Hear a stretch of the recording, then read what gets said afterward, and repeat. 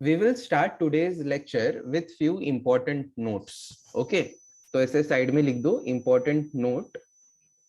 फॉर्मूले ही लिखने हैं guys, which you already know, but this is again just for reminder purpose कि हाँ भाई ये ऐसा होता है करके. तो write down first, derivative of log of any function is equal to 1 upon function into derivative of function. जैसे log x का डेरिवेटिव गाइस 1 अपॉन x होता है, log ऑफ सम फंक्शन ऐसा इसका डेरिवेटिव अगर चाहिए तो 1 upon function into derivative of function लिखेंगे. जैसे मैं एग्जांपल लिख रहा हूँ, आप लोग मत लिखो example. log of sin x का डेरिवेटिव चाहिए तो 1 upon sin x into derivative of sin x, 1 upon sin x into derivative of sin x. sin x का फिर cos x हो जाएगा तो derivative will be 1 upon sin x into cos x, ऐसा लिखेंगे.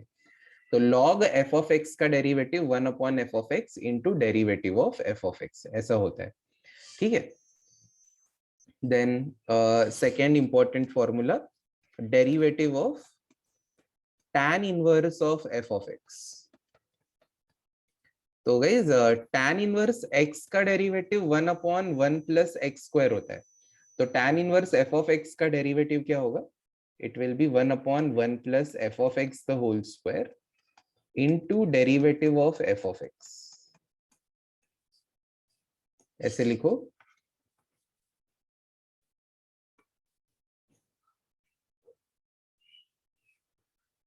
इसका भी एग्जांपल मैं ऐसे साइड में लिख देता हूँ. मान लो हम लोग के पास ना guys tan inverse of log x है, तो tan inverse of log x का डेरिवेटिव क्या लिखेंगे? अगर tan इनवर्स x होता तो 1 अपॉन 1 प्लस एक्स स्क्वायर लिखते. तो tan इनवर्स log x है तो इसका derivative 1 upon 1 plus log x the whole square into derivative of log x आएगा. ओके, और log x का डेरिवेटिव क्या होता है? 1 by x. So 1 upon 1 plus log x the whole square, ये टर्म एज इट इज रहेगा और into derivative of log x will be 1 by x.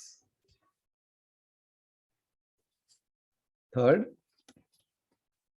Derivative of k into x is k and derivative of x upon k is equal to 1 upon k. जैसे कि guys 3x का derivative 3 होगा, okay, और x by 3 का derivative 1 by 3 होगा. ये कैसे आया ये भी मैं बता देता हूँ. kx का डेरिवेटिव k है, ये तो सबको पता है गाइस. डेरिवेटिव्स जब सीख रहे थे तभी भी अपन ने सीखा कि कांस्टेंट इनटू x का डेरिवेटिव क्या होगा? कांस्टेंट एज इट इज रखेंगे, x का डेरिवेटिव 1. तो वैसे ये जब x बाय k आया तो x बाय k को we can think of it as 1 by k into x, ऐसे विजुअलाइज कर सकते हैं. ये कांस्टेंट हो गया, इनटू x है, तो जब कांस्टेंट इनटू x होगा तो इसका डेरिवेटिव कांस्टेंट ही रहेगा. तो यहाँ पे कांस्टेंट 1 बाय k है, तो इसीलिए x बाय k का डेरिवेटिव 1 बाय k होगा.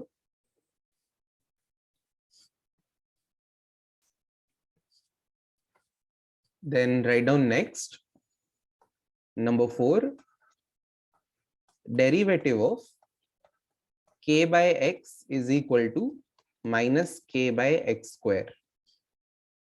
Derivative of k by x is minus k by x square. 1 by x का derivative minus 1 by x square, उस वजह से. Fifth, derivative of hyperbolic sine x, यानी कि साइन x का derivative cos x होता है and derivative of cos x जो है वो sin x होता है. इसमें कोई माइनस नहीं आता बीच में.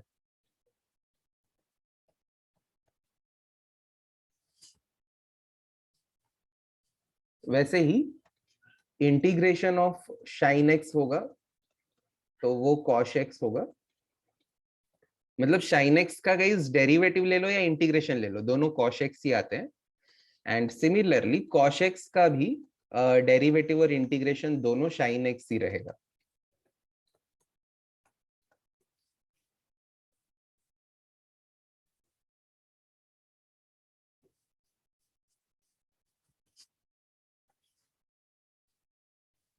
Write it down. I have to turn the page.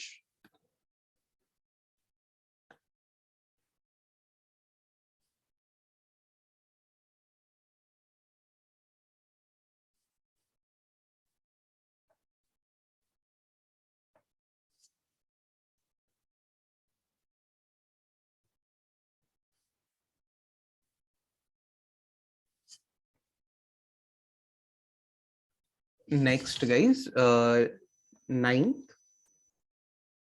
dou u by dou x and dou u by dou y are sometimes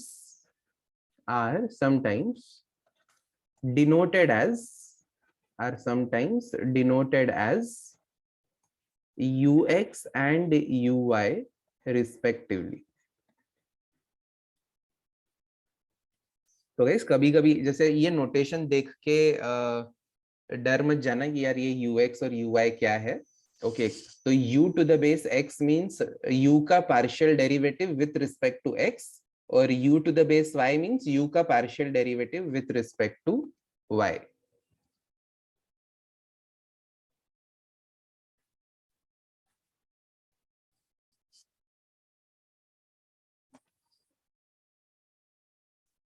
and since there are few new people in the class, तो उनके लिए अपन एक बार u अपॉन v rule भी लिख देते हैं डेरिवेटिव का.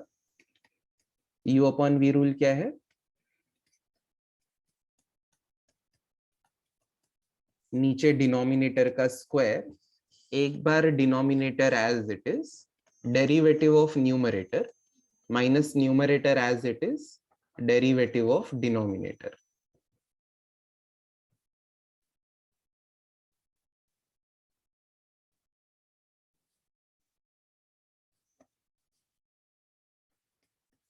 एक और लिख लेते हैं. Derivative of x raise to n जो होता है, ये n x raise to n minus one होता है. जैसे कि फॉर एग्जाम्पल एक्स स्क्वायर का derivative 2x raise to 2 minus one यानी 2x होगा.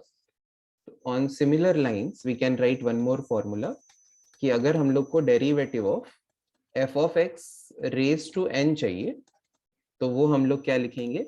n f of x raised to n minus 1 into derivative of f of x. So for example, f of x the whole square ka derivative, it will be 2f of x into derivative of f of x. Write down this much, all of you.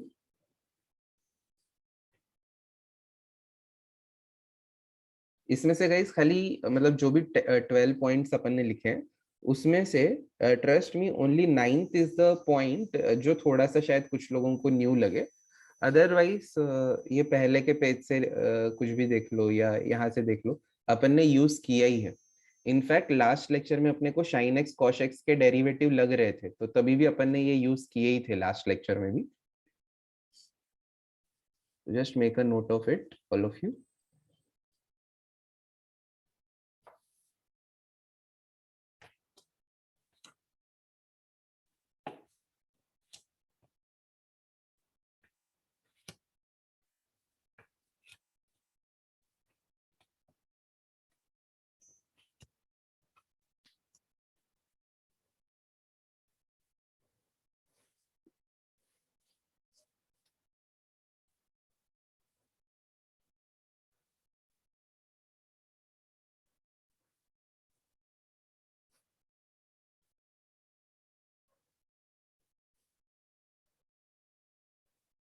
So guys, last lecture में question number 3 तक अपन ने किया था. Today we will continue from question number 4. Okay, so everyone write down question number 4. Question number 4 लिखो. Find k such that f of z is equal to 1 by 2 log of x square plus y square plus I tan inverse of kx upon y is analytic.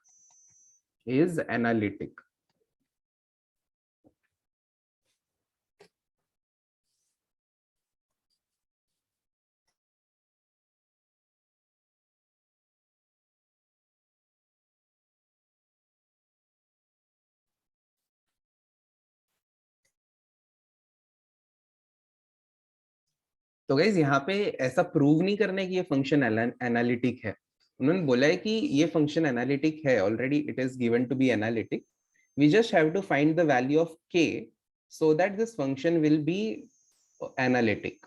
Okay, तो इसको analytic लेकर के मतलब CR equations are already satisfied, ये लेकर के हम लोग को ये सम सॉल्व करना है।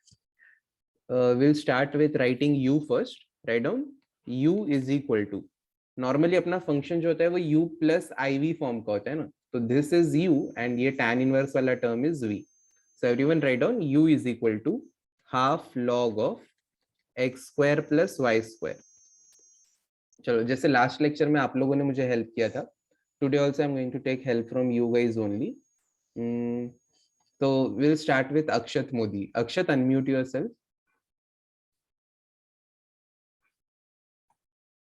So 1 second, no sir, 1 second. हाँ, तो गाइज यहाँ पे अगर हम लोग f ऑफ z को u प्लस IV से कंपेयर करेंगे तो ये अपना रियल पार्ट, ये u हो गया और ये v हो गया, ठीक है। तो अब अगर हम लोग को Yes sir.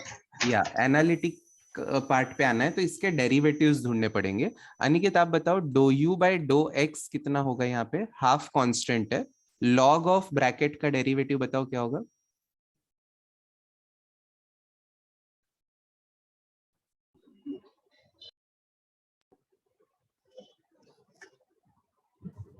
अभी इधर देखो अपन ने क्या लिखा, लॉग f ऑफ x का derivative 1 by f of x into derivative of f of x। Okay, तो अक्षत आप बताओ, log x square plus y square का क्या होगा? So 1/x square plus y square, correct, into derivative the of x. derivative of x square plus y square, तो x square का derivative with respect to 2x. X, very good. और y square का क्या लिखेंगे? Constant it will be. 0, right. तो 2 Yeah. Cut हो जाएगा और x upon x square plus y square बचा। ओके, तो अक्षत जैसे dou u by dough x x upon x square plus y square है, can you also tell everyone dou u by dough y कितना होगा? So half 1/x square plus y square, 0 and plus 2y correct, into derivative of y square. Yes. तो खाली 2y लिखेंगे तो चलेगा? X square का तो 0 आएगा, प्लस वाई हाँ. स्क्वायर का 2y आएगा, तो 0 हाँ. Plus 2y is 2y, right? 2y, right. Thank you so 2 much cancel. Akshat, correct, very good Akshat. तो dough u by dough y अपने को मिल गया y upon x square plus y square. Let us say this is equation 1 and equation 2।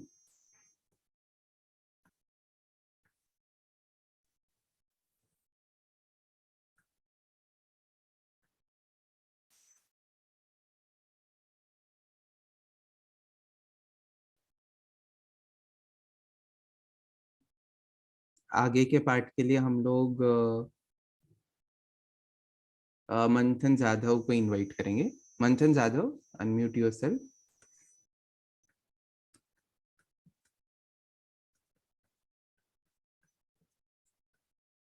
आपका आवाज नहीं आ रहा है मंथन। आई नो कि आप अनम्यूट हुए हो, but you are not audible. Hello आप, सर। हाँ मंथन, अभी आ रहा है आवाज।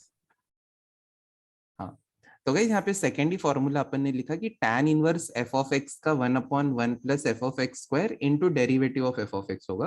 तो मंथन यही फॉर्मूला इस पे लगा के बताओ, doh v by dough x क्या होना चाहिए? 1/1 plus kx by y whole square very good, into into, derivative of kx by y।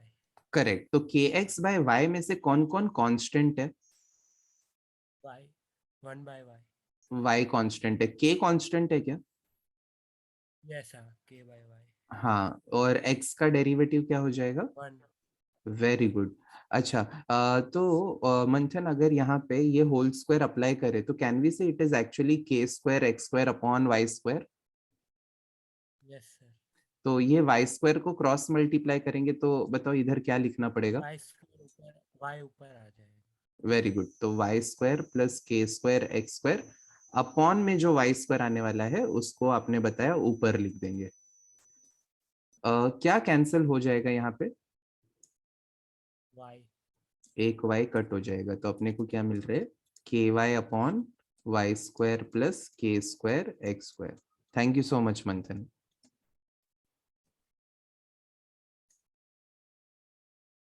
तो गाइस ये मैं डेरिवेटिव एक और बार एक्सप्लेन कर रहा हूँ, ध्यान से देखो। tan inverse F of x का डेरिवेटिव 1/1 प्लस ये एफ ऑफ एक्स का square into derivative of this function लिखना। तो अब इस डेरिवेटिव में जो जो कांस्टेंट है ना उसको एज इट इज रहने दो। तो k बाय वाई कांस्टेंट है, एज इट इज रखा, x का डेरिवेटिव 1 हो जाएगा। तो बस ये अपना डेरिवेटिव तो आ गया, आगे के स्टेप में खाली सिंप्लीफाई किया है। ये जो वाई स्क्वायर है इसको क्रॉस मल्टीप्लाई कर दो, तो Y square plus k square x square upon नीचे वाई स्क्वायर आने वाला था। तो जो नीचे का वाई स्क्वायर था तो उसको मंथन ने बोला कि ऊपर लिख दो। चाहो तो आप इधर भी लिख सकते हो, फिर एक वाई कट हो जाएगा तो बचा हुआ वाई आप ऊपर लिख देना। तो यो विश। तो मैंने क्या किया, इधर अपॉन में जो वाई स्क्वायर आ रहा था उसको खाली ऊपर लिखा। 1 y will get cancelled, so we are getting dou v by dough x as k y upon y square plus k square x square.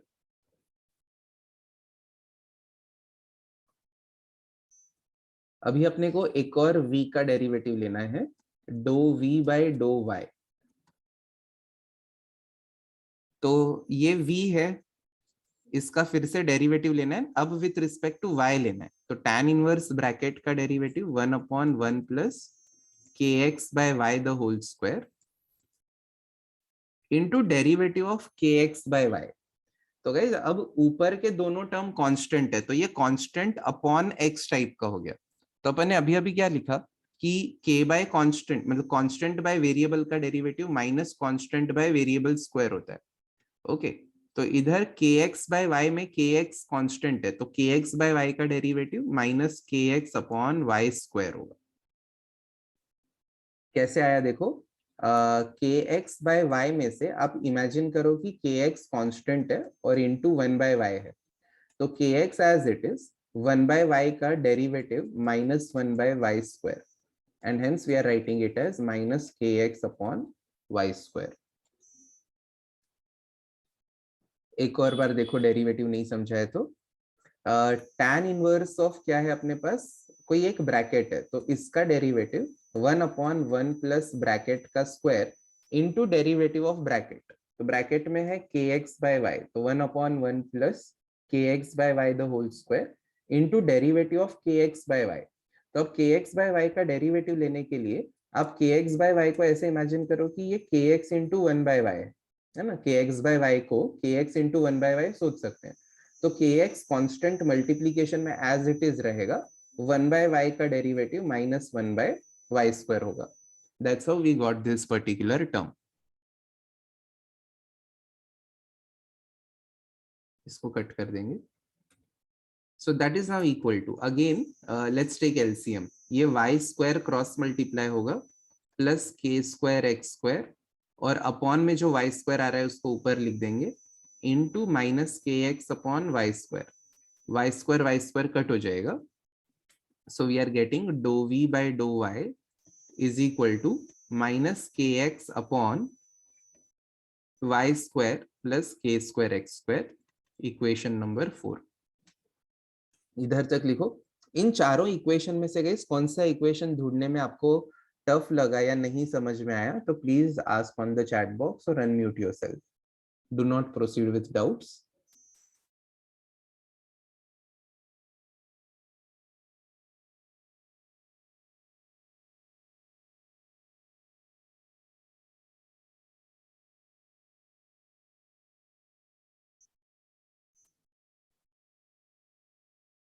Sir उधर एक्स स्क्वायर है। Yes yes.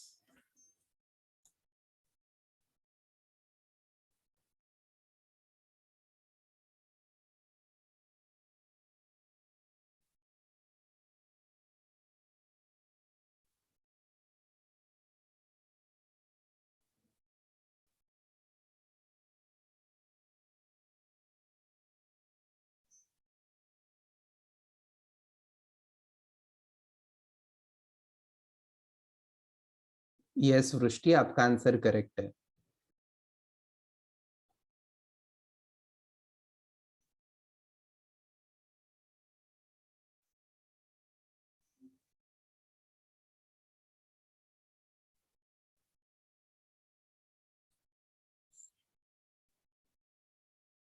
So guys I will turn the page now. अगर किसी का लिखना बाकी है तो आप लोग वेट करके बोलना. I will come back to this page again. तो इसके नीचे हम लोग लिखेंगे given function is analytic. Given function is analytic. Therefore, CR equations are satisfied. तो एक के बाजू में एक दोनों CR equations लिख देंगे. Doh u by dough x is equal to doh v by dough y and doh u by dough y is equal to minus doh v by dough x. तो ये सारे वैल्यूज को यहाँ पे substitute कर दो. यस मंथन, आपका भी आंसर राइट है. तो dough u by dough x का आंसर है x upon x square plus y square. और dough u by dough y का answer y upon x square plus y square. Dou v by dough y का answer minus k x upon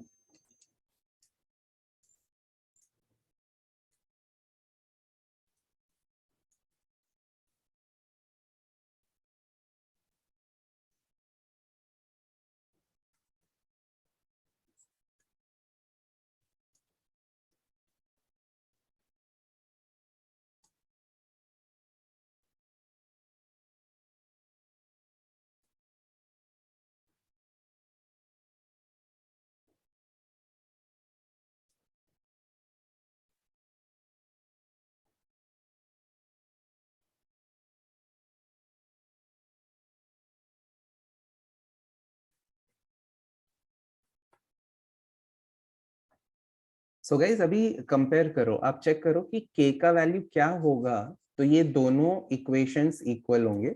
और यहाँ भी k का value क्या होगा तो दोनों इक्वेशंस इक्वल होंगे. Can you guys guess? कुछ लोग 0 बोल रहे हैं. ओके. अगर k 0 हो जाएगा तो 0 into this entire term will become 0 only. तो 0 तो नहीं हो सकता गाइज. ओके, यहाँ पे भी k को 0 डाला तो नीचे तो सेम होने के बजाय खाली वाई स्क्वायर ही बचेगा.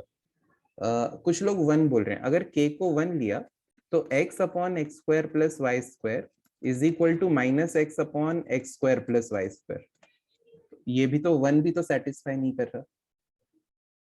हाँ, अब लोग -1 बोल रहे हैं. तो k को -1 लिया होता तो यस ये सेटिस्फाई कर रहे है ना. k को गाइस -1 लेंगे तो देखो क्या हो रहा है कि माइनस ऑफ -1 विल बिकम 1 और -1 का स्क्वायर इज आल्सो 1. तो x square plus y square बचेगा. और ये भी सेटिस्फाई हो रहा है ना. k को अगर -1 डालेंगे तो ये 1 हो जाएगा और -1 का स्क्वायर भी 1. तो ये भी इक्वल हो रहा है. So the only value of k which is satisfying both the equations is k equal to -1. तो इसके नीचे डायरेक्टली लिख देना है k equal to -1 satisfies both the equations. Therefore, k is equal to -1. k को -1 लेंगे गाइस तो ही दोनों इक्वेशन सेटिस्फाई हो रहे हैं. Hence we conclude that k must be -1. dv, हाँ तो अब ये दोनों इक्वल होने चाहिए ना. नाउ अगर मैं आपको बोलूं कि x का वैल्यू -3 है, ठीक है, तो x सॉरी दूसरा मैं एग्जांपल देता हूँ, 1 मिनट. अगर x का वैल्यू -y है, आपको ऐसा मैंने बोला, तो if x is 3 y shouldn't be -3, y shouldn't be 3 ना गाइस. x अगर से 3 है तो y का वैल्यू -3 होगा. तो ही तो 3 is equal to minus of -3 होगा ना. तो अब अगर अपने को, चलो 1 सेकेंड, इससे अगर आपको ज्यादा ही टफ लगा तो इसको लीव कर दो. ये basically this value is equal to this value. ये दोनों इक्वल होने चाहिए. ओके, तो ये दोनों इक्वल कब होंगे? जब k का वैल्यू -1 होगा. क्योंकि k -1 हुआ तो y upon x square plus y square will be equal to, अब देखो मैं k को -1 सब्स्टिट्यूट कर रहा हूं. So minus of -1 is 1 into y upon y square plus -1 का square 1 into x square is x square. तो हो गए इक्वल. तो बेसिकली ये दोनों इक्वल होने चाहिए, this value is equal to minus of this value करेंगे तो ही इक्वल होंगे ना। तो k का कौन सा वैल्यू सेटिस्फाई कर रहा है, -1 ही सेटिस्फाई कर रहा है। नील समझा क्या आपको? What if -1 doesn't satisfy other equation? Can we have two values of k? No, there must be one single value of k that satisfies both the equations. तो अगर एक कर रहा है, एक से एक मतलब k को -1 लेके इधर हो रहा है और इधर नहीं हो रहा है, तो हम लोग क्या बोलेंगे, सच value of k does not exist. But generally ऐसा क्वेश्चन वो लोग देते नहीं है एग्जाम में।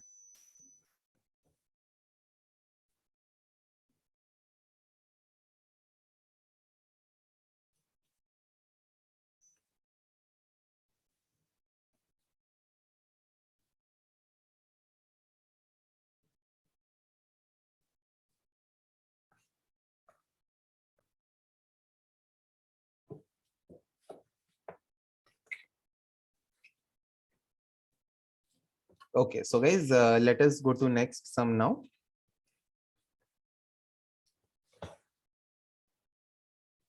Question number 5 लिखो guys. Question number 5. If f of z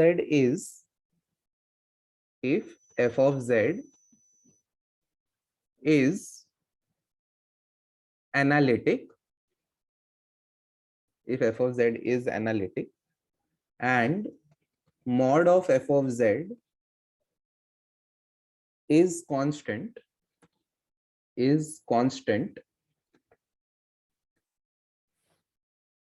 then prove that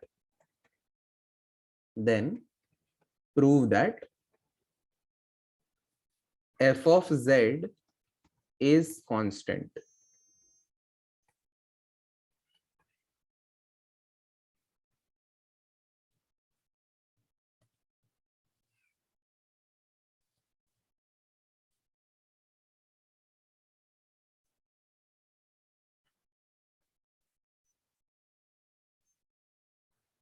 Again, a very nice question.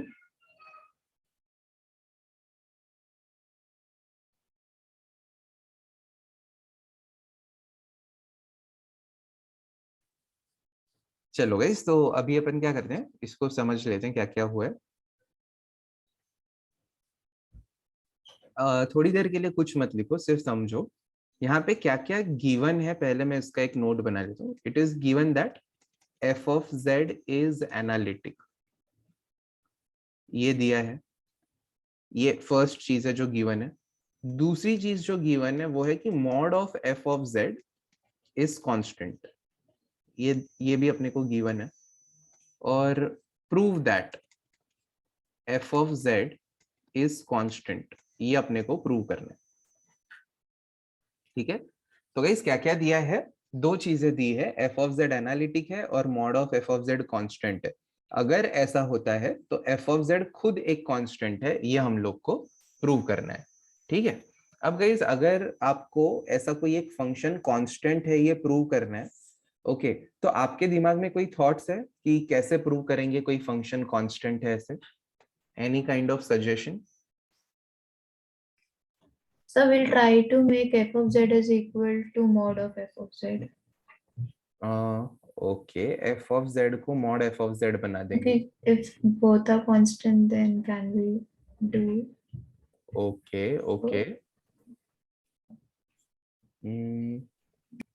ठीक है। Anything else that comes to your mind?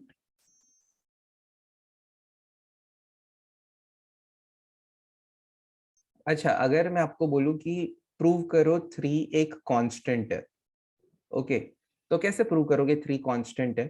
अगर 3 कांस्टेंट है गाइस, तो इसका डेरिवेटिव कितना आना चाहिए? 0. 0 आना चाहिए, राइट?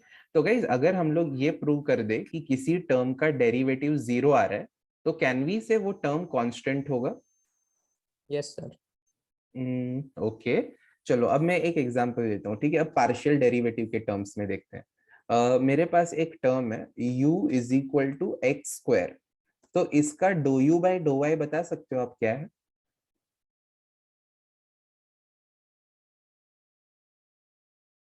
बताओ। 0. Very good, 0, right? because x square is constant with respect to y and hence its derivative is 0. तो अगर गाइज अपन ने doh u by dough y को 0 प्रूव किया but still it is not constant ना, but अगर अपन ने ये दोनों प्रूव किया कि doh u by dough x भी 0 है और dough u by dough y भी 0 है तो ही यू कांस्टेंट होगा। जैसे कि अगर एक्स स्क्वायर में तो ये दोनों कंडीशन सेटिस्फाई नहीं हो रहे है ना, doh u by dough x 0 आ रहा है but doh u by doh u by dough y 0 आ रहा है but doh u by dough x 0 नहीं आ रहा है, तो ये कांस्टेंट नहीं हुआ। बट अगर u का वैल्यू 37 दिया होता, ठीक है, तो अब doh u by dough y 0 आएगा, doh u by dough x भी 0 आएगा और दोनों डेरिवेटिव 0 आएंगे, तब हम लोग बोलेंगे कि हाँ ये कांस्टेंट है। ठीक है, तो अगर हम लोग को किसी टर्म को कांस्टेंट प्रूव करना है तो उसका partial derivative with respect to x 0 prove करना पड़ेगा, partial derivative with respect to y भी 0 करना पड़ेगा, तभी हम लोग बोल सकते हैं कि कोई चीज जो है वो कांस्टेंट है। ओके, सो गाइज अगर हमें प्रूव करना है कि एफ ऑफ जेड कांस्टेंट है तो हम लोग क्या प्रूव करेंगे, एफ ऑफ जेड के सारे डेरिवेटिव मतलब विथ रिस्पेक्ट टू एक्स ले लो या विथ रिस्पेक्ट टू वाई ले लो, दोनों डेरिवेटिव उसके 0 आएंगे। ओके, और उसके लिए हम लोगों को दिया क्या क्या है, हम लोग को दिया है कि एफ ऑफ जेड एनालिटिक है और mod of f of z जो है ये कांस्टेंट है, ये दोनों दिया है। But guys f of z क्या होता है, f of z u plus i v होता है।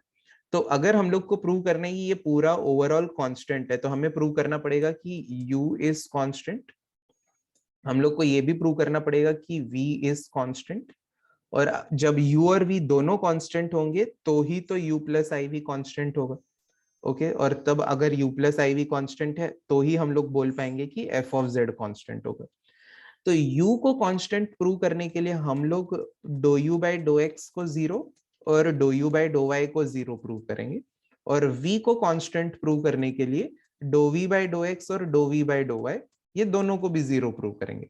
तो अगर u के दोनों डेरिवेटिव 0 है, v के दोनों डेरिवेटिव 0 है, तो इसका मतलब u और v दोनों कांस्टेंट है।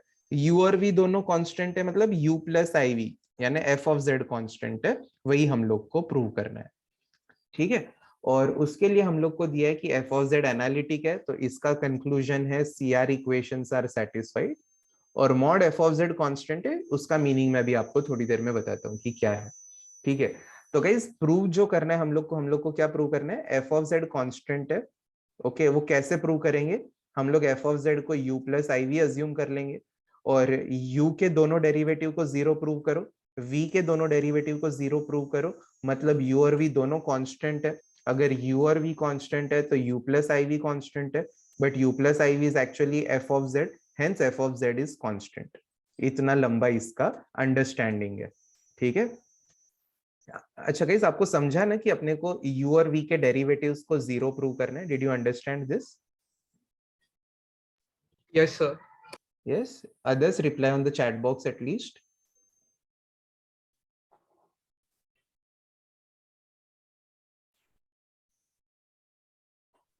Shreyans, you want to say something? You are not audible. No, sir. No, sir.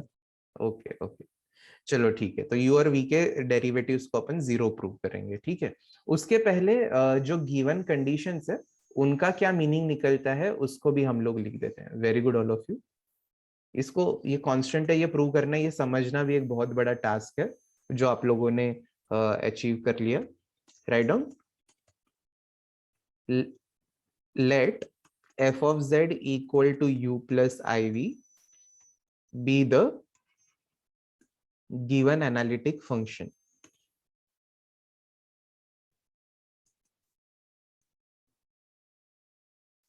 तो गाइस वो एनालिटिक है तो सीआर इक्वेशन सेटिस्फाई होने चाहिए।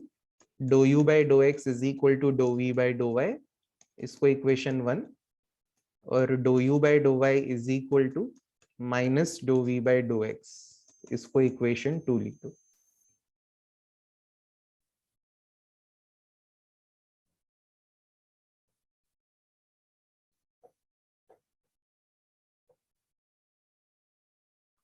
अच्छा गाइस एक और चीज, अगर अपने को दो साइमल्टेनियस इक्वेशंस दिए हैं 3x plus 2y equal to 0, 4x minus 8y या 4x minus 5y equal to 0, Can you directly tell me the values of x and y that will satisfy both the equations?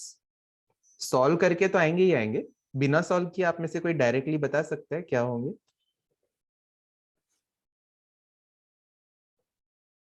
बहुत ही easy है. Don't x and y के variable interchange कर दो. No. I think very good, Neel is right. 0 and 0. अगर guys आपने x को 0 और y को 0 डाला तो ये इक्वेशन सेटिस्फाई हो रहा है क्या? 3 into 0 plus 2 into 0 equal to 0 हो रहा है. और सेकेंड इक्वेशन में x को 0 और y को 0 डाला तो 4 into 0 0 minus 5 into 0 0 0 minus 0 is 0.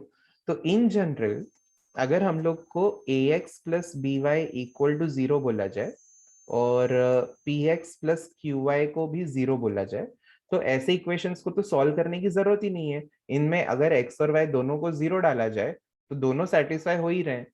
और अगर इतना करके भी अपने आप पे अपने को अगर भरोसा नहीं है, मैथ्स में ना कभी कभी अपने आप पे भरोसा नहीं होता कि यार मेरे को कैसे क्लिक हो गया, डाउट होता है ऐसा खुद पे ही, तो क्या कर सकते हैं, इसको इक्वेशन 1, इसको इक्वेशन 2. इक्वेशन 1 को ना 5 से मल्टीप्लाई करके लिख देते हैं. 15x plus 10y equal to 0. इसको 2 से मल्टीप्लाई करके लिखते हैं 8x minus 10y equal to 0.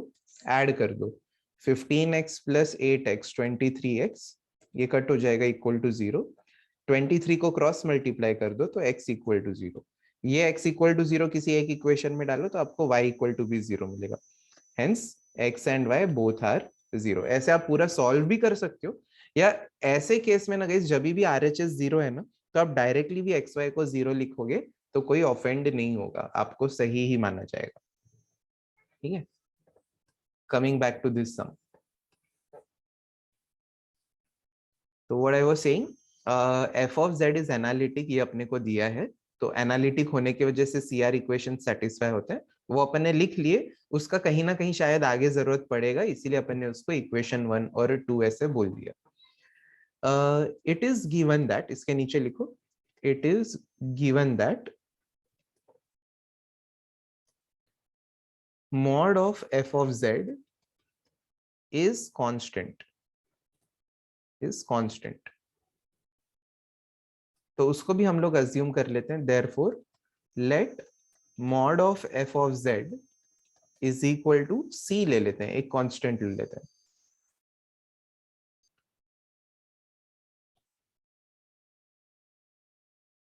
यहाँ पे किसी का तो हम लोग हेल्प लेंगे.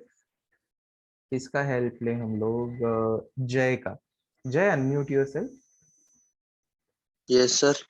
जय, अगर z is equal to x plus i y है तो अपन कॉम्प्लेक्स नंबर्स के पहला लेक्चर जो था तब अपन ने मॉड z को डिफाइन कैसे किया था, याद है आपको? मल्टीप्लाई बाय कॉन्जुगेट होगा सर शायद. नहीं नहीं, it is under root of x square plus y square होता है. तो यस गाइस यस सर. हाँ, अगर z is equal to x plus i y है तो मॉड z क्या होता है? Under root of x square plus y square होता है. तो वैसे ही अगर f of z u plus i v है तो मॉड f ऑफ z क्या होगा? Under root of u square plus v square होगा, वो कांस्टेंट है. लेट मी रिपीट, अगर z x plus i y है तो mod z under root of x square plus y square होता है.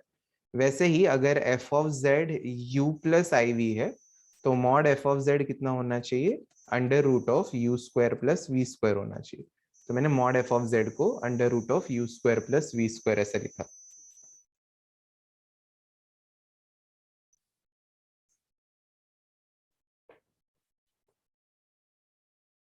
स्क्वायर रूट हटाने के लिए दोनों साइड स्क्वायर कर देते हैं अपन, squaring both sides. u square plus v square is equal to c square, equation number 3.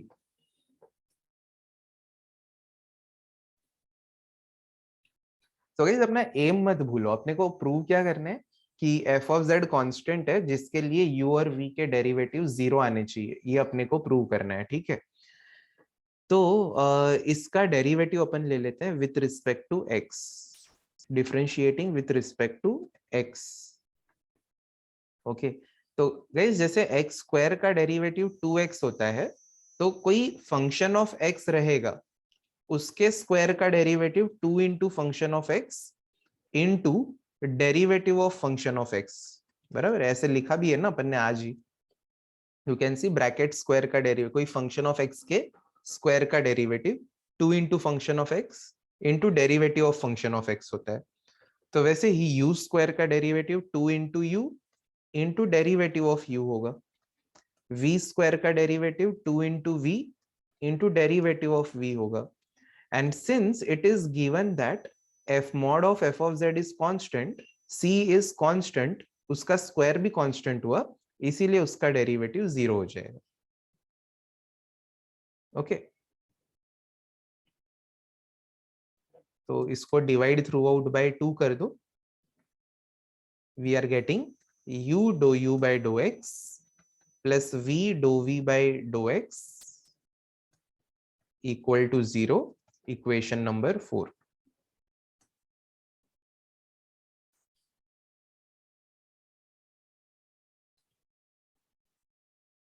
एक और बार देख लो गाइस, एक्स स्क्वायर का डेरिवेटिव 2x होता है, तो ऐसा मत सोचो कि यार यू स्क्वायर का खाली 2u लिख के क्यों नहीं छोड़ दिया, 2u do u by dough x लिख के जिंदगी बर्बाद करने की क्या जरूरत थी। एक्स स्क्वायर का derivative with respect to x 2x होता है, और आपको पता है कि u x नहीं है ना, अल्फाबेटिकली डिफरेंस समझता होगा ना, ये ऐसा x होता है, ये u होता है।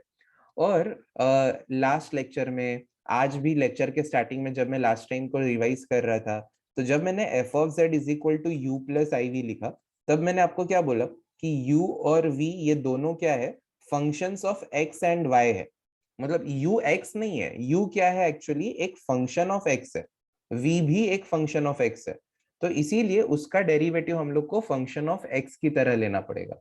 ओके, तो जैसे function of x the whole square का derivative 2 into function of x into derivative of function of x होता है, तो वैसे ही u स्क्वायर का derivative 2 into u into derivative of u लिखा, v स्क्वायर का 2 into v into derivative of v, और सबको 2 से डिवाइड कर देंगे तो हम लोग को u dough u by dough x plus v dough v by dough x equal to 0 मिलेगा।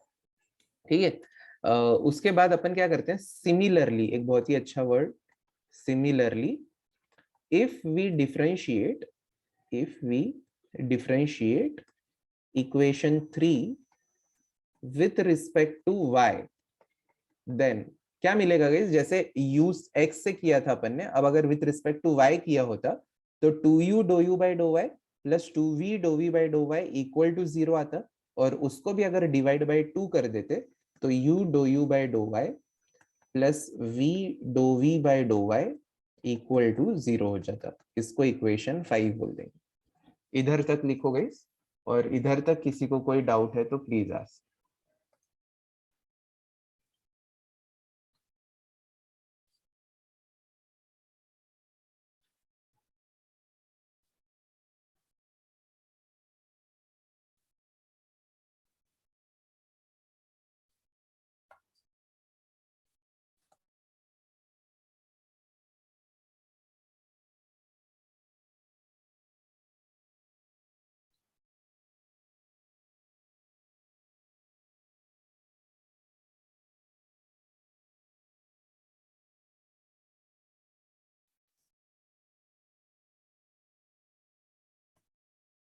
अच्छा गाइज, अगर मान लो हम लोग को ऐसे दो साइमल्टेनियस इक्वेशंस दिए, 3x plus 4y equal to 0 and 5a minus 7b equal to 0, तो इनको अपन साइमल्टेनियसली सॉल्व नहीं कर सकते। क्यों नहीं सॉल्व कर सकते? क्योंकि ये xy के टर्म्स में है और ये ab के टर्म्स में है ना, ये इक्वेशन xy के टर्म्स में है और ये इक्वेशन ab के टर्म्स में, तो या तो दोनों xy के टर्म्स में हो या तो दोनों ab के टर्म्स में हो, तो हम लोग साइमल्टेनियसली सॉल्व कर सकते हैं। लेट मी रिपीट, जैसे 3x plus 4y equal to 0 and 7x minus 9y equal to 0 है, इनको अपन साइमल्टेनियसली सॉल्व करके x0 y0 लिख सकते हैं, ठीक है। बट अगर 3x plus 4y equal to 0 and 7a minus 9b equal to 0 है, तो इनको नहीं कर सकते। आप ऐसे नहीं बोल सकते कि अरे x0 y0 a0 and b0, दो ये इन इक्वेशंस को सेटिस्फाई कर रहे हैं, but simultaneously you can't solve them ना, आप ऐसा बोल सकते हो क्या कि इसको 9 से मल्टीप्लाई करो, इसको 4 से मल्टीप्लाई करो, फिर जब ऐड करेंगे तो ये कट होगा? नहीं, क्योंकि ये 36y बनेगा और ये 36b बनेगा, तो we won't be able to cancel them. ठीक है, तो अगर दो इक्वेशंस को साइमल्टेनियसली सॉल्व करना है तो या तो दोनों एक्स वाई के टर्म्स में हो या तो दोनों ए बी के टर्म्स में हो, तो ही सॉल्व कर सकते हैं। तो अब यहाँ पे अगर हम लोग इक्वेशन नंबर 4 और 5 को ऑब्जर्व करें, ठीक है, तो ये do u by dough x, do v by dough x के टर्म्स में है, और ये do u by dough y, do v by dough y के टर्म्स में है। ओके, तो अब इसको x के टर्म्स में लाने के लिए I will use equations 1 and 2 इन 5। तो अब देखो मैं क्या कर रहा हूँ, इस ध्यान से देखना, एकदम ही ध्यान से देखो। Do u by dough y के जगह पे इक्वेशन नंबर 2 अप्लाई करो, इस पे इक्वेशन नंबर 2 अप्लाई करो। यहाँ पे इसके ऊपर ना अपन इक्वेशन नंबर 2 अप्लाई करेंगे, तो dough u by dough y को क्या लिख सकते हैं, minus dough v by dough x लिख सकते हैं, प्लस वी इंटू, इस पे अगर इक्वेशन 1 अप्लाई करते हैं तो do v by dough y को अपन क्या लिख सकते हैं, do u by dough x लिख सकते हैं, इक्वल टू 0। और इसी को मैं अगर अच्छे से अरेंज करूं तो it will become v do u by dough x, ये टर्म पहले लिखा, ये नेगेटिव है इसीलिए बाद में, minus u do v by dough x equal to 0। Let us say equation number 6। तो अब इक्वेशन 4 और 6 दोनों dou u by dough x और dough v by dough x के टर्म्स में आ गए।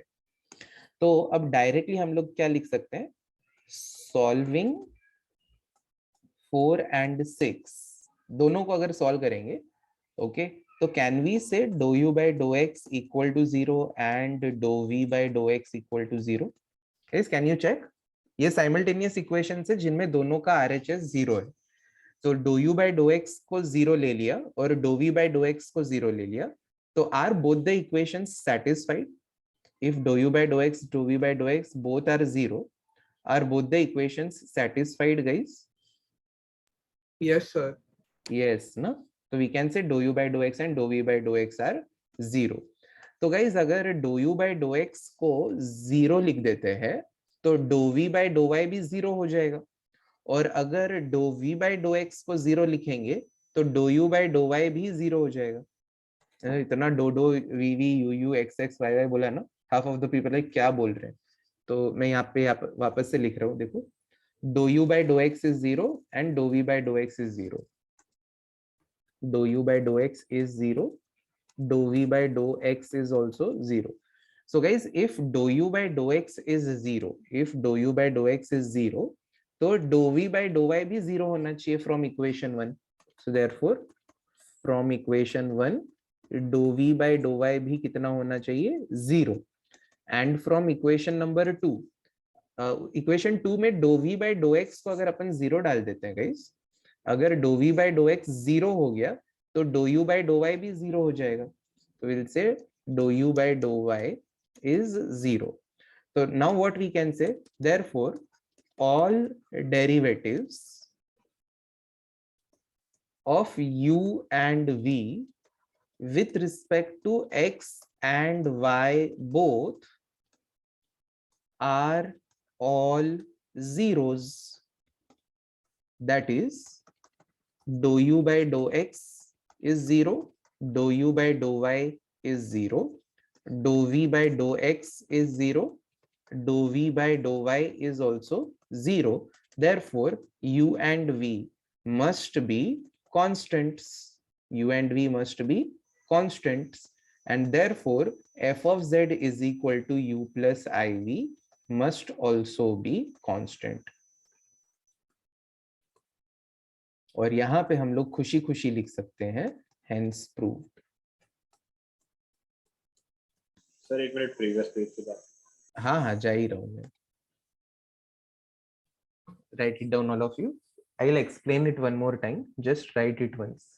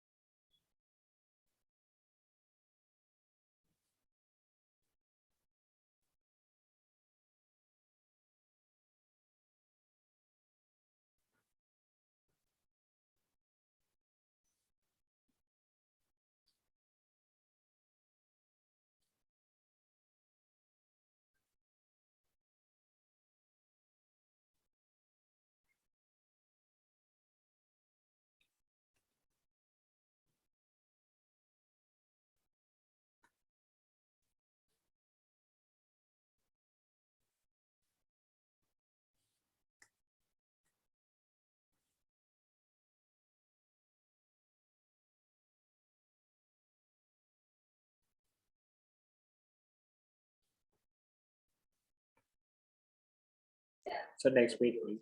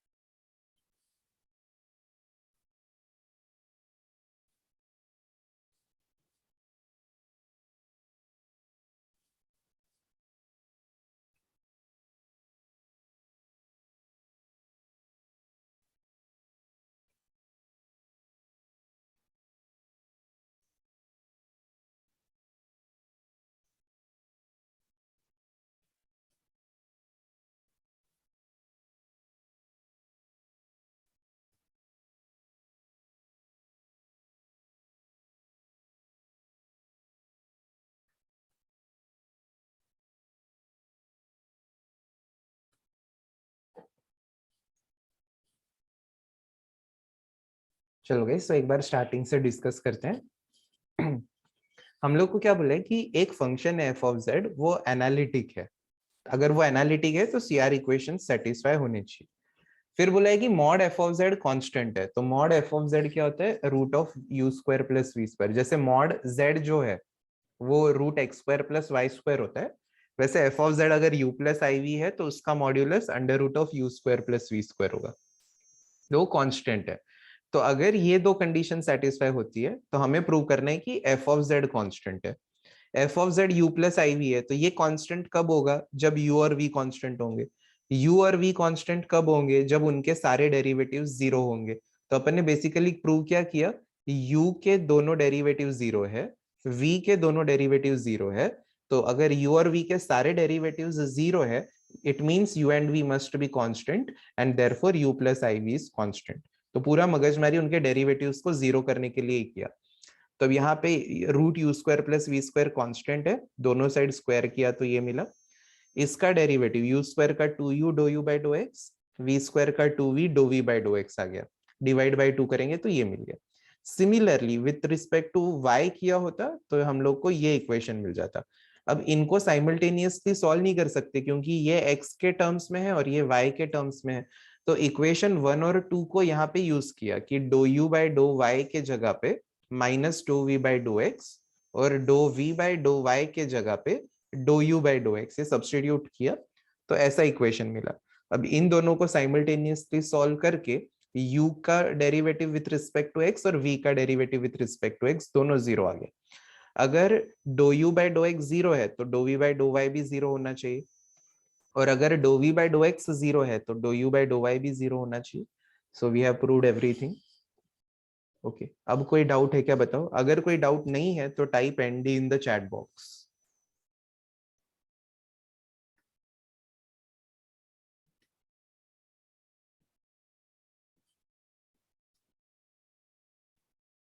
Very good everyone. अगर किसी को डाउट है तो पूछ लो। What about others? Still few people are yet to reply.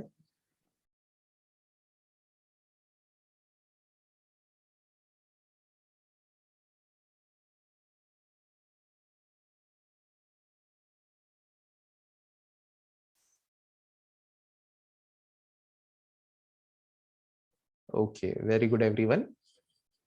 तो ऐसे टाइप का एक और सम सॉल्व करते हैं, चलो।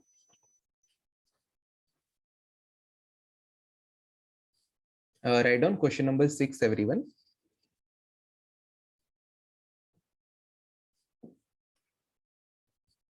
If f of z is analytic, if f of z is analytic,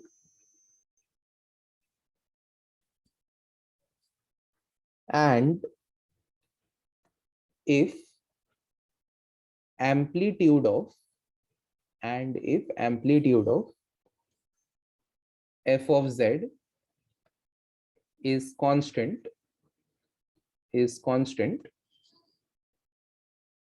then prove that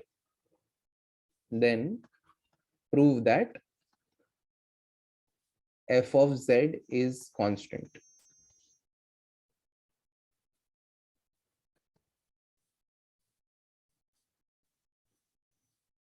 question लिखो आप लोग.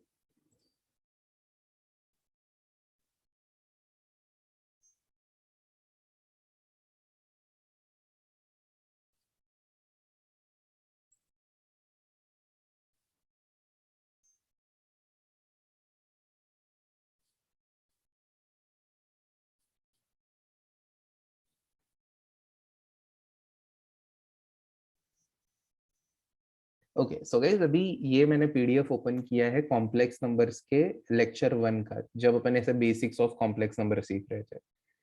उसमें तो अपन ने बहुत सारी चीजें सीखी. यहाँ पे लिखा मैग्नीट्यूड एंड आर्ग्यूमेंट. तो अगर z is equal to x plus i y कोई भी कॉम्प्लेक्स नंबर है, then under root of x square plus y square is called as magnitude और मॉड्यूलस ऑफ कॉम्प्लेक्स नंबर, जिसको मॉड z या r से भी रिप्रेजेंट करते हैं. ये अपन ने लिखा. और इसी के नीचे अपन ने लिखा कि the quantity tan inverse of y by x is called as argument और amplitude of complex number denoted as theta. तो आर्ग्यूमेंट ऑफ कॉम्प्लेक्स नंबर या एम्पलीट्यूड ऑफ कॉम्प्लेक्स नंबर क्या होता है? tan inverse of y by x. मतलब अगर z is equal to x plus i y है, तो उसका आर्ग्यूमेंट या एम्पलीट्यूड क्या होता है? tan inverse of y by x होता है. ठीक है. तो अब यहाँ पे instead of magnitude being constant, here amplitude यानी tan inverse of y by x constant है. ओके चलो, तो गाइस इसको सॉल्व करना स्टार्ट करते हैं. Right down solution everyone. Solution में लिखो f of z is analytic, therefore dou u by dou x is equal to dou v by dou y, equation number 1, and dou u by dou y is equal to minus dou v by dou x, equation number 2.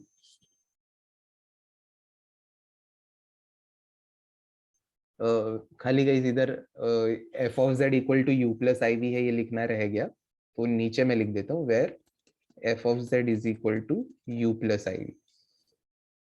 Actually previous समय कैसे लिखा था? Let f of z equal to, वैसे भी start करते तो चलता, अब वो मैं ऊपर लिखना भूल गया तो मैंने ऐसे नीचे लिख दिया.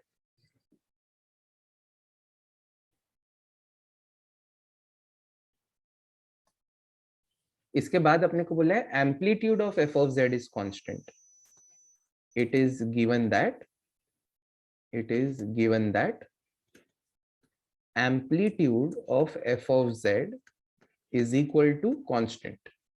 तो गाइस एम्पलीट्यूड ऑफ z जो होता है, z खुद x प्लस आई वाई है, तो एम्पलीट्यूड ऑफ z होता है tan inverse of y by x. Okay, तो amplitude of f of z को क्या लिखेंगे? f of z को जैसे f of z होता है u प्लस आई वी, तो इसको हम लोग लिखेंगे tan inverse of v by u लिख देंगे. z x plus i y है, तो इसका amplitude tan inverse y by x होता है. तो f of z u plus i v है, तो इसका amplitude tan inverse of v by u होगा. इसके नीचे लिखो therefore tan inverse of v upon u is equal to c, therefore v upon u is equal to tan c. मैं वो same line v upon u equal to tan c इधर एक और बार लिख रहा हूँ, आपको दो दो बार लिखने की जरूरत नहीं है.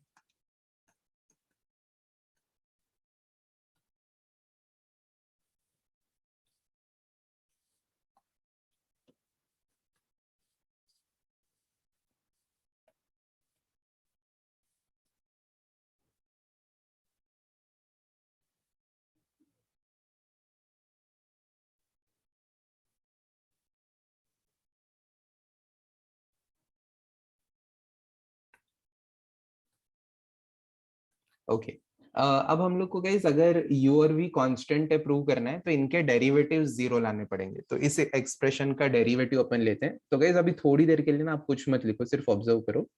Differentiating this equation with respect to x, ठीक है। तो v अपॉन u का डेरिवेटिव क्या होगा गाइस, इधर u अपॉन v रूल लगा दो, नीचे डिनोमिनेटर का स्क्वायर, एक बार denominator as it is, v का derivative minus v as it is u का derivative equal to, since guys c is constant, उसका tan भी कांस्टेंट ही, अगर कोई नंबर कांस्टेंट है तो उसका tan ले लो, cot ले लो, log ले लो, sin ले लो, कुछ भी ले लो, कांस्टेंट ही रहेगा।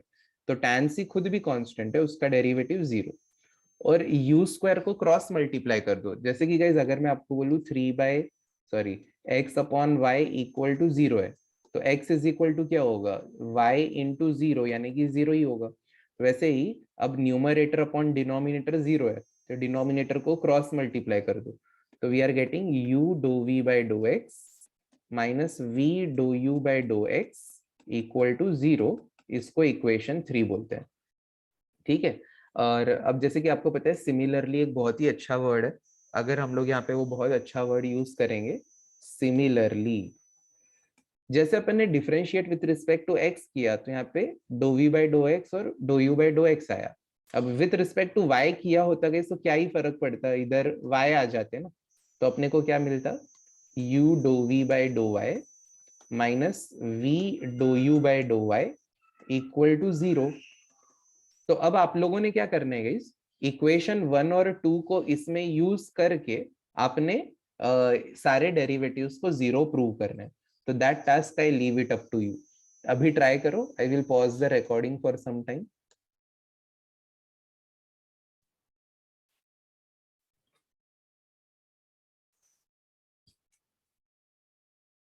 What we can do guys, use equation 1 and 2 in 4। तो क्या मिलेगा, u को रहने दिया, do v by dough y के जगह पे do u by dough x लिख दो, minus v as it is, do u by dough y के जगह पे, do u by dough y के जगह पे minus do v by dough x लिख दो। इतना ही करना था, इक्वल टू 0। और पहले का इस do v by dough x है ना थर्ड इक्वेशन में, तो अपन इधर भी क्या करते हैं, v dough v by dough x पहले लिख देते हैं, फिर बाद में u dough u by dough x को लिखते हैं equal to 0। Let us this equation 5। तो अब इक्वेशन 3 और 5 देखो, दोनों x के ही डेरिवेटिव्स है दोनों में, है ना, सारे x के रिस्पेक्ट में। तो वी कैन डायरेक्टली से सॉल्विंग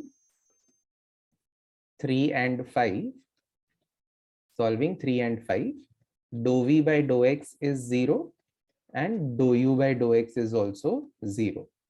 और अगर ये वैल्यूज को इक्वेशन 1 में सब्स्टिट्यूट करेंगे तो from 1 do v by dough x को, सॉरी 1 से क्या मिलेगा, अगर dough u by dough x 0 है तो dough v by dough y 0 आ जाएगा। और फ्रॉम इक्वेशन 2 क्या हो रहा है, फ्रॉम इक्वेशन 2 इसमें अगर अपन dou v by dough x को 0 डालते हैं तो dough u by dough y भी 0 आ जाएगा।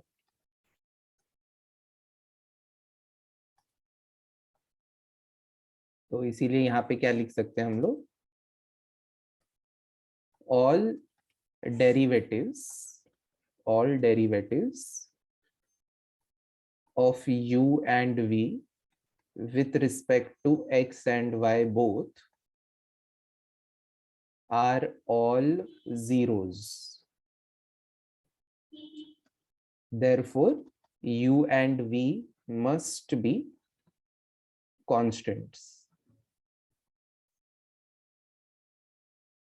therefore f of z is equal to u plus iv must be constant।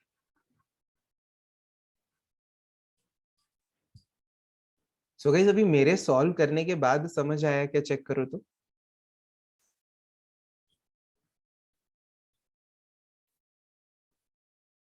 Reply yes और no.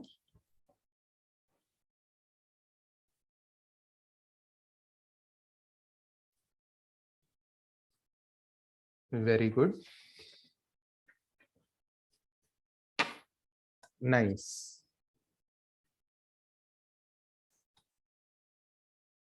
Yes, Neil, yes.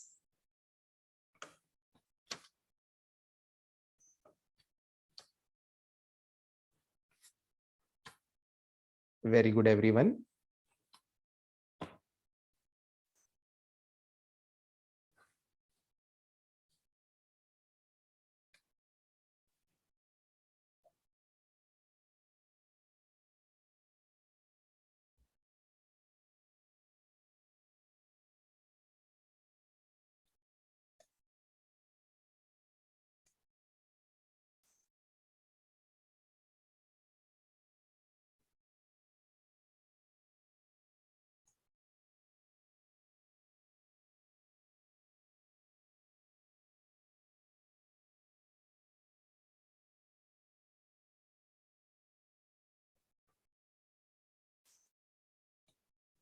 Okay. So guys, now let us go to next sum. Write down sum number 7, all of you. If f of z is equal to u plus iv, if f of z is equal to u plus iv, is analytic in R, show that number one, determinant of dou u by dou x, dou u by dou y, dou v by dou x, dou v by dou y is equal to mod of f dash of z the whole square. And number two, dou by dou x of mod f of z the whole square plus dou by dou y of mod f of z the whole square is equal to mod of f dash of z the whole square.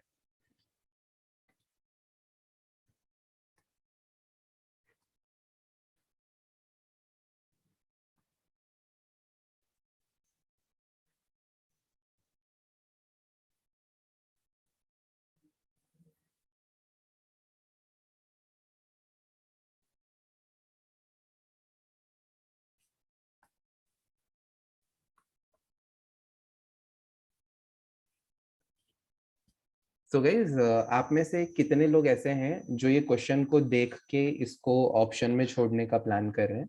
Reply me on the chat box इस सम को. Okay, मैं sir. वाह, so proud people. ठीक है. But trust me guys, जब हम लोग solve करेंगे ना ये सम को, तब आपको डिफिकल्ट नहीं लगेगा, बहुत ही इजी लगेगा. क्वेश्चन में क्या बोला है कि f of z equal to u plus iv is analytic in R. इसको इग्नोर करो, ये आपको ना ऐसा कंफ्यूज करने के लिए इन R वगैरह देते हैं. उसका है एक ज्योमेट्रिक मीनिंग, बट वो नहीं भी, मतलब उसका कुछ यूज नहीं है, उसको इग्नोर करो. ओके, तो अगर f of z equal to u plus iv analytic है तो पहले ये प्रूव करना है. Trust me guys, it is very very easy. Solution में पहले वो एनालिटिक है उसको यूज कर लो. Everyone write down solution. उसमें लिखो f of z is equal to u plus iv is analytic bracket में लिख दो गिवन. अपन ने अजम्पशन नहीं किया, उन्होंने क्वेश्चन में ही बोले कि एनालिटिक है करके.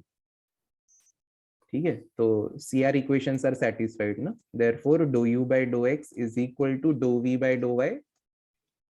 इसको इक्वेशन 1 बोलो. And do u by dough y is equal to minus do v by dough x.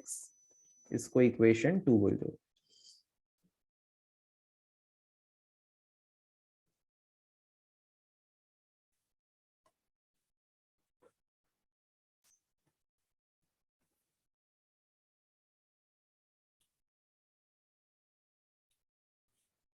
So now guys, दोनों का RHS अगर हम लोग ऑब्जर्व करें, जो भी प्रूव करना है, उसमें पहले f डैश ऑफ z ढूंढना है, उसका मॉड ढूंढना है, और फिर उसका स्क्वायर ढूंढना है.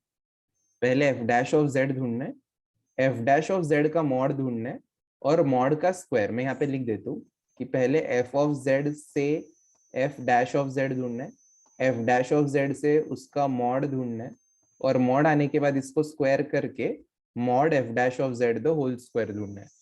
तो अभी आप देखो कैसे करेंगे। एफ ऑफ जेड जो है ये u प्लस आई वी है, थोड़ी देर के लिए सिर्फ समझ लो guys, don't write anything. F of z u plus i v है, इसको अगर हम लोग डिफरेंशिएट करते हैं, ओके, लेट अस से विथ रिस्पेक्ट टू x करते हैं पहले, तो f डैश ऑफ z क्या होगा, do u by dough x plus i as it is, v का derivative do v by dough x होगा। ओके गाइस, अपन ने सबका डेरिवेटिव लिया, f ऑफ z का f dash of z, u का do u by dough x और v का do v by dough x। तो गाइस अगर ये f डैश ऑफ z है, जैसे अगर f of z u plus i v होता है, तो मॉड f ऑफ z हम लोग क्या लिखते हैं, under root of u square plus v square लिखते हैं। वैसे ही अगर f dash of z do u by dough x plus i do v by dough x है, तो mod of f dash of z क्या होना चाहिए, it will be under root of do u by dough x the whole square plus dough v by dough x the whole square.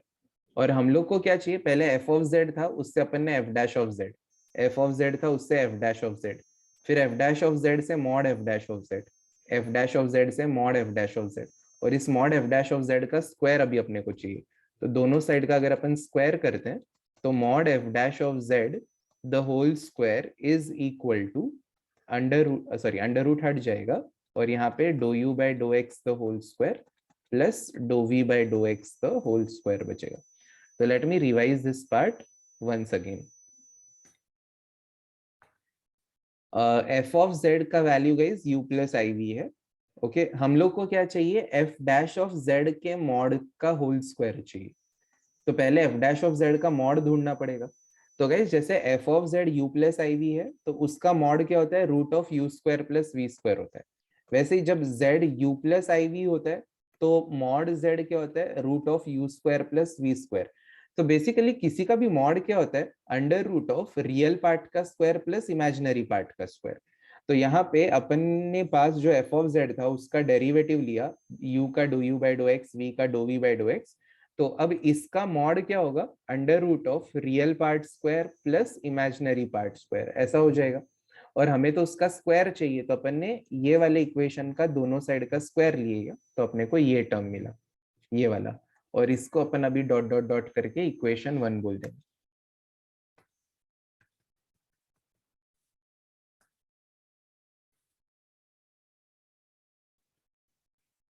Now we will do the first part of the sum, which is extremely easy. मतलब first part तो guys बहुत easy है, सब लोग कर लेंगे आराम से। first part का LHS क्या है, determinant of do u by dough x, do u by dough y, और नीचे do v by dough x and do v by dough y।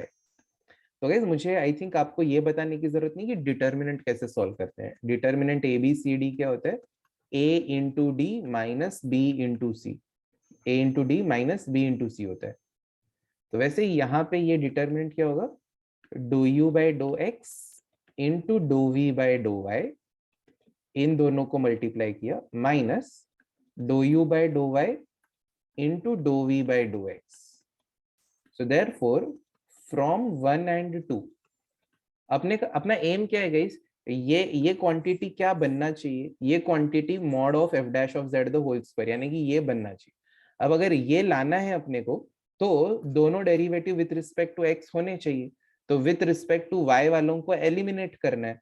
तो कैसे करेंगे, do u by dough x को तो रहने दो, ये तो अपने को चाहिए as it is, but do v by dough y को क्या लिख सकते हैं, do v by dough y को dough u by dough x लिख सकते हैं। इस पे इक्वेशन 1 लगा दो, तो इसको हम लोग क्या लिख सकते हैं, फिर से do u by dough x लिख सकते हैं, माइनस अब ये जो do u by dough y है, इस पे इक्वेशन 2 लगा दो, तो dough u by dough y को यहाँ पे क्या लिखेंगे, minus do v by dough x लिख देंगे, into do v by dough x।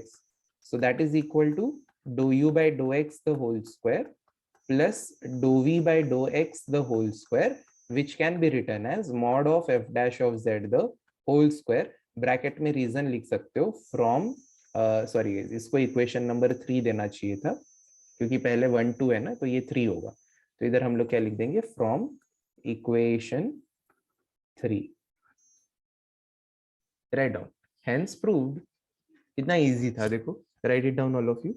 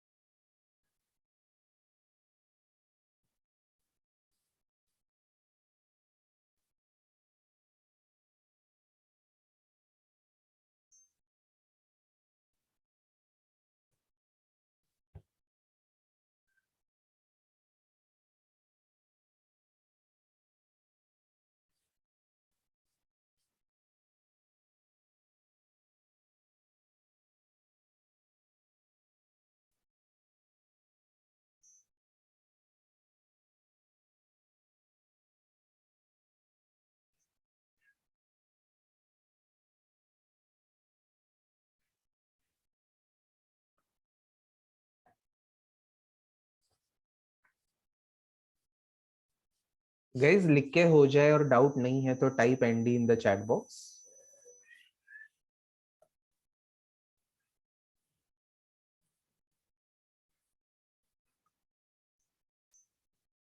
Very good everyone, nice.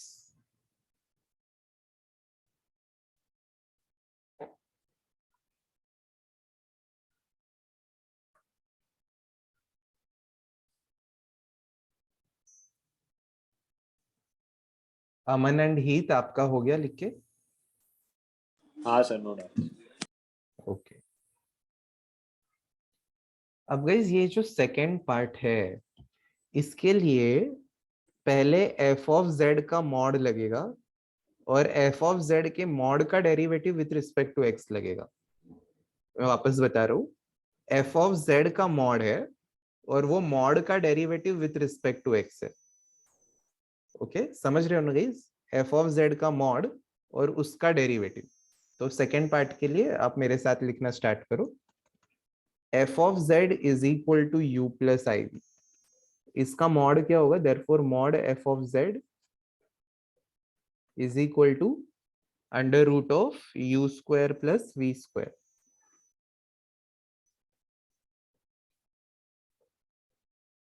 Going back to the previous page, f of z का मॉड ढूंढा, अब ये मॉड का डेरिवेटिव अपने को विथ रिस्पेक्ट टू x ढूंढना है।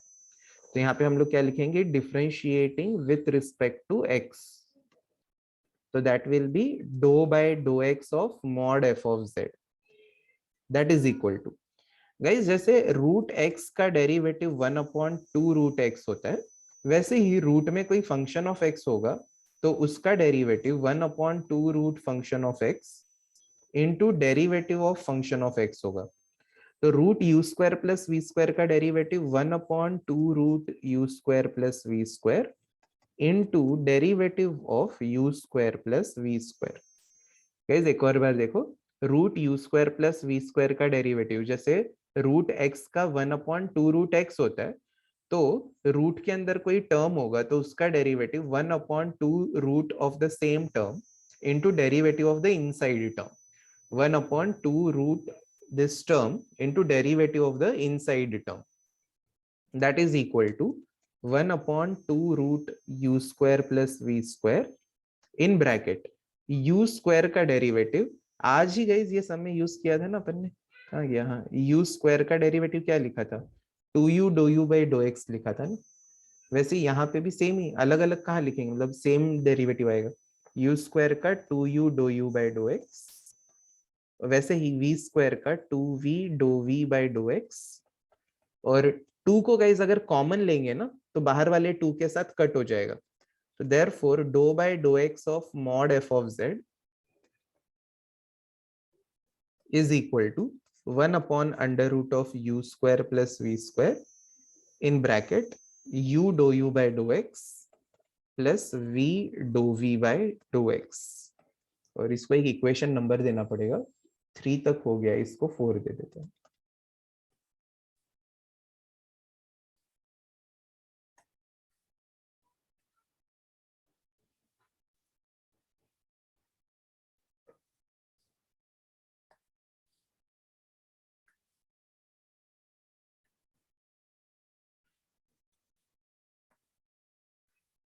तो गाइस जैसे अपन ने ये मॉड एफ ऑफ जेड को विथ रिस्पेक्ट टू एक्स किया तो ये वाला टर्म मिला, तो यहाँ पे एक स्टेटमेंट क्या लिखेंगे, सिमिलरली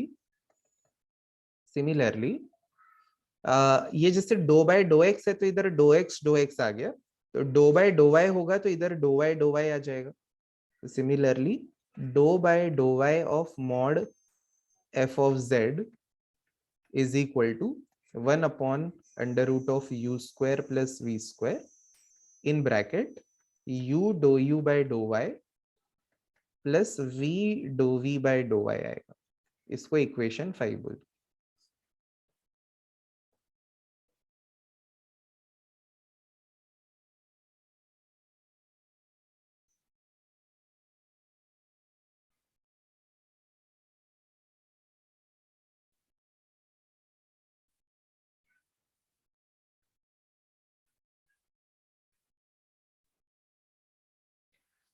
तो गाइज अभी अपने को करना क्या है, अब देखो यार है थोड़ा सा ट्रिकी चीज बट टफ नहीं है, मैं बोलूंगा लेंदी है बट टफ नहीं है। हम लोग का जो dou by dough x of mod f of z आया है उसका स्क्वायर करना है, फिर अपन ने अभी जो dou by dough y of mod f of z किया उसका स्क्वायर करना है और दोनों को ऐड करना है, तब जाकर के हमें क्या मिलना चाहिए, mod f dash of z square मिलना चाहिए। तो mod f dash of z में दोनों derivative with respect to x है, बट अभी मुझे लेटेस्ट में डो बाय डो वाई वाले में ये derivative with respect to y मिले। इधर तो कोई प्रॉब्लम नहीं है, इधर विथ रिस्पेक्ट टू एक्स है बट इधर विथ रिस्पेक्ट टू वाई है, तो इसमें अपन सीआर इक्वेशंस यूज करेंगे। तो वी विल से फ्रॉम अच्छा फ्रॉम के जगह पे write using 1 and 2 in equation number 5, so therefore dou by dou y of mod f of z is equal to 1 upon under root of u square plus v square in bracket u into, guys dou u by dou y को क्या लिख सकते हैं, dou u by dou y के जगह पे minus dou v by dou x लिख सकते हैं, minus dou v by dou x plus v as it is, dou v by dou y के जगह पे क्या लिख सकते हैं, dou v by dou y को dou u by dou x लिख सकते हैं, तो इधर dou u by dou x लिख देंगे और ब्रैकेट को क्लोज कर दिया। ओके और इसी के टर्म्स को अगर रीअरेंज करते हैं तो 1 upon under root of u square plus v square, generally we write the positive term first, तो v dou u by dou x पहले minus u dou v by dou x बाद में, this is equation number 6।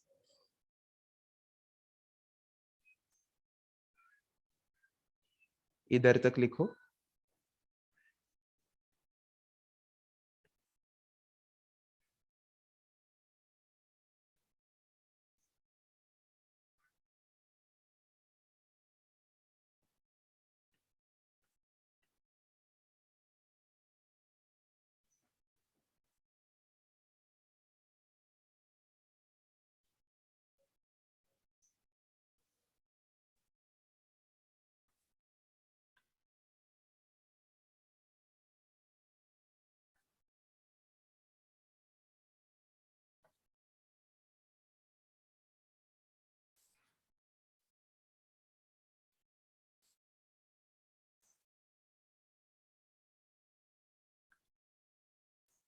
So guys वो बहुत ही logical है, आपको लगा अरे हमें कैसे समझेगा एग्जाम में, इतना कुछ करना है इतना कुछ करना है, हमें कैसे समझेगा, क्यों नहीं समझेगा। देखो आपको क्वेश्चन में पता है ना कि एफ ऑफ जेड का मॉड ढूंढना है, तो आप क्या करोगे, f of z u plus i v है तो इसका मॉड लिखोगे, क्या आएगा mod root of u square plus v square, फिर आपको पता चलेगा कि ये जो मॉड लिया उसका derivative with respect to x लेना है, तो आपने ये मॉड लिया उसका derivative with respect to x, तो डेरिवेटिव अब आना चाहिए यार, कि जैसे रूट एक्स का 1/2 रूट एक्स होता है, root u square plus v square का 1/2 root u square plus v square into derivative of u square plus v square, फिर ये 2 को कॉमन लेके कट करेंगे तो ये मिलेगा। तो आप लोग को ये वाला टर्म तो मिल गया। अब डो बाय डो वाई भी चाहिए, तो ज्यादा मेहनत नहीं करनी, सिमिलरली करके ही ये x के जगह पे y लिख देना है। तो तब आपको क्या रियलाइज होगा कि यार जब ये दोनों के स्क्वायर्स ऐड होंगे तो आंसर क्या आना चाहिए, mod f dash of z का स्क्वायर आना चाहिए। मतलब ये क्वांटिटी आने के लिए विथ रिस्पेक्ट टू एक्स बचना चाहिए। तो अभी इसमें तो विथ रिस्पेक्ट टू एक्स है, बट इसमें विथ रिस्पेक्ट टू वाई आ गया। तब आपको क्लिक होना चाहिए कि यार सीआर इक्वेशंस यूज करने। तो यहाँ पे इधर ये सेकंड सीआर इक्वेशन यूज किया, इधर फर्स्ट सीआर इक्वेशन यूज किया, तो हम लोग को दोनों विथ रिस्पेक्ट टू एक्स आ गए। Okay, now let us write LHS is equal to, everyone write down, LHS is equal to dou by dough x of mod f of z the whole square plus dou by dou y of mod f of z the whole square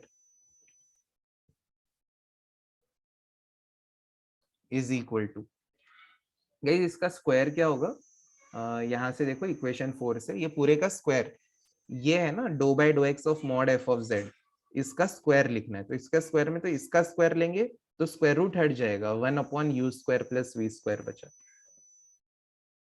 और ये जो bracket है u dough u by dough x plus v dough v by dough x, उसका square, u dough u by dough x plus v dough v by dough x, उसका square. तो अभी तक मैंने क्या किया, ये जो dou by dough x of mod f of z है उसका स्क्वायर लिखा, plus dou by dough y of mod f of z इसका भी स्क्वायर लिखना है। तो प्लस करके फिर से इसका स्क्वायर आएगा, प्लस 1 स्क्वायर रूट हट जाएगा u square plus v square, bracket में v dough u by dough x, v dough u by dough x minus u dough v by dough x the whole square आ रहा है। Guys अभी 2 minute के लिए observe करो, I can take 1/u square plus v square common from both the terms, ठीक है। तो इधर ये a plus b the whole square लगाएंगे, तो a square plus 2ab plus b square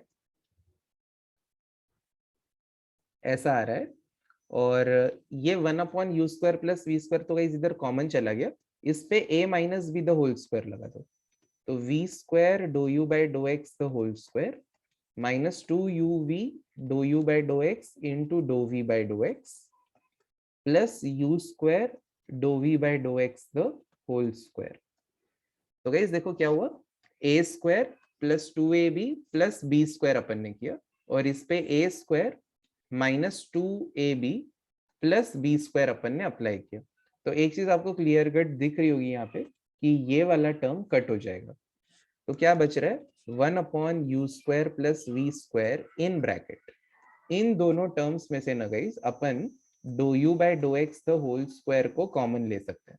तो इन दोनों में से अगर dough u by dough x the whole square common जाएगा तो u square plus v square बचा, और इन दोनों में से आप देखना डो v by dough x the whole square common ले सकते हैं।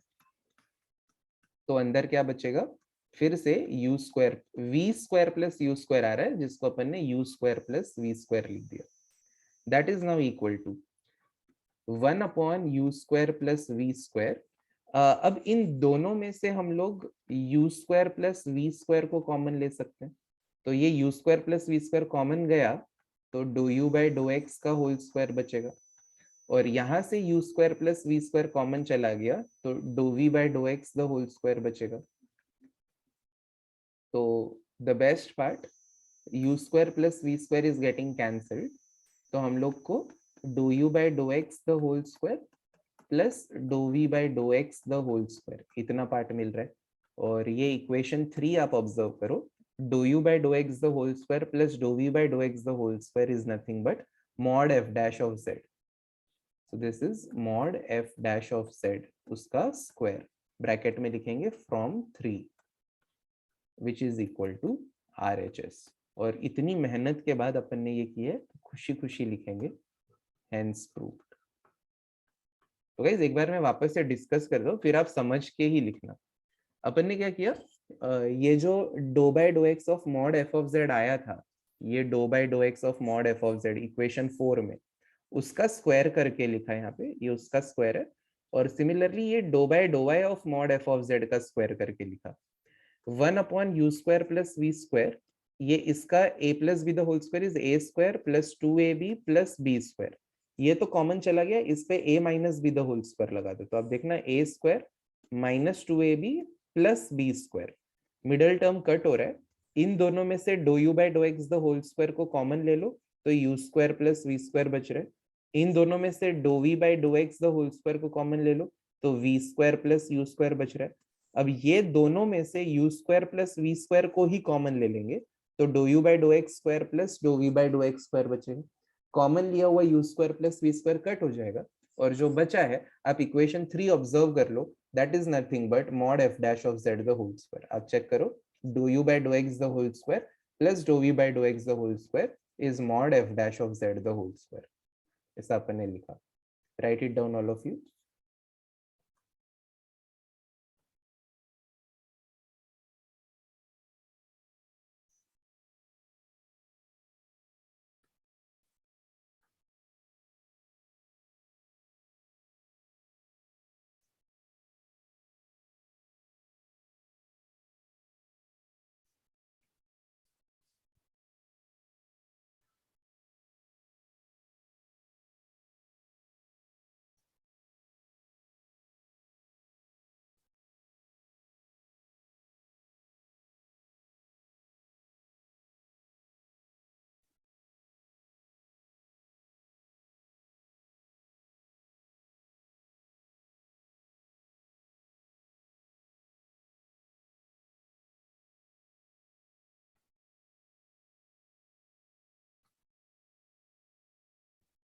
ये पूरा क्वेश्चन आया तो 8 मार्क्स के लिए आएगा गाइस एग्जाम में।